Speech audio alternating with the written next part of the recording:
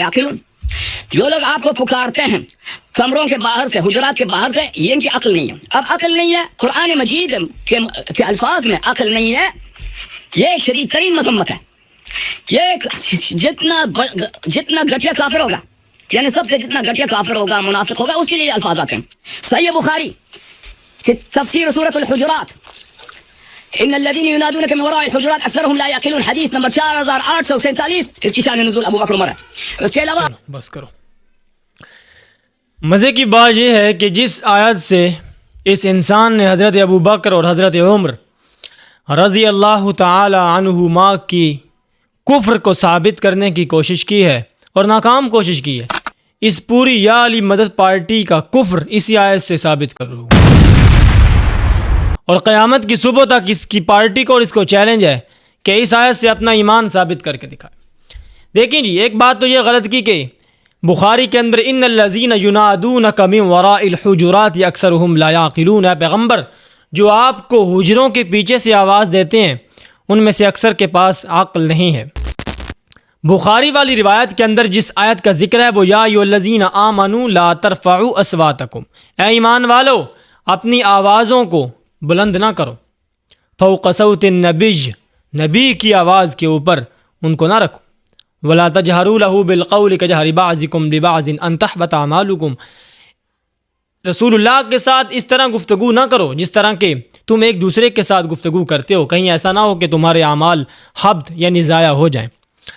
अब इस आयत से इस्तेदलाल करते हुए ये कहता है कि हज़रत अबू बकर और हज़रत उमर की आवाज़ें रसूलुल्लाह की खिदमत में बुलंद हो गई तो ये आयत नाजिल हुई। ये आयत नाजिल हुई थी, ऐसा ही है। इन्नल्लज़ीना युनादूनका वाली आयत नाजिल नहीं हुई, वो तो बाद वाली आयत है।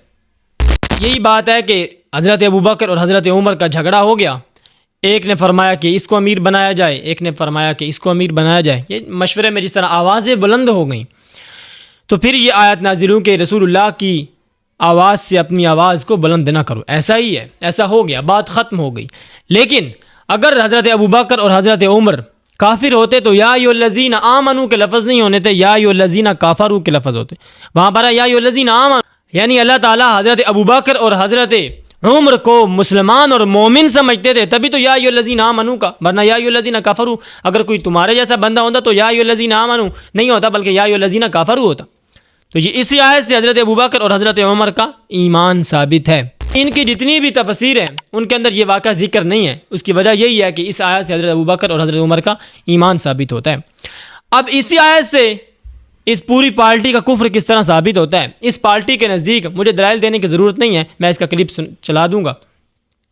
इस पार्टी के नज़दीक जो इमाम होता है वो मुआशरे के अंदर हाजिर और नाजिर और मौजूद होता है, वो मशवरे भी देता है, इंसान की मदद भी करता है, सब कुछ करता है इस पार्टी के नज़दीक। जहाँ तक इमाम ज़माना जल्लल्लाहु ताला का फरज शरीफ का ताल्लुक़ है तो हम नहीं कहते उनकी वफ़ात हो गई ताकि उनके खलीफे की ज़रूरत, हम नहीं कहते कि वो हमारा यही अक़ीदा है कि वो हमारे दरमियान मौजूद है, कि वो हमारा यही अक़ीदा है कि वो हमारे दरमियान मौजूद है, हमारे दरमियान है, हमारे हालात को देखते हैं, कभी ज़रूरत हो तो हेल्प करते हैं, मसला बयान करते हैं, कोई उनसे तवस्सुल करना चाहे, जवाब लेना चाहे, जवाब आ सकता है उनकी जानिब से।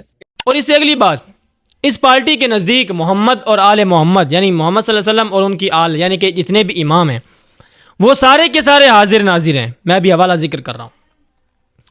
तो जिस वक़्त रसूलुल्लाह और उनकी आल हाजिर और नाजिर हैं, हाजिर और नाजिर का मतलब यही है कि हमारे मुआशरे में मौजूद हैं, तो जब वो हमारे मुआशरे में मौजूद हैं तो तुम किस मुंह के साथ अपनी आवाज़ों को बुलंद करते हो और ऊंचा ऊंचा मजलिसें पढ़ते हो और ऊंची ऊंची तकरीरें करते हो और बयान करते हो और लोगों को रुलाते हो और ये सारे बकवासात जो तुम लोग करते हो।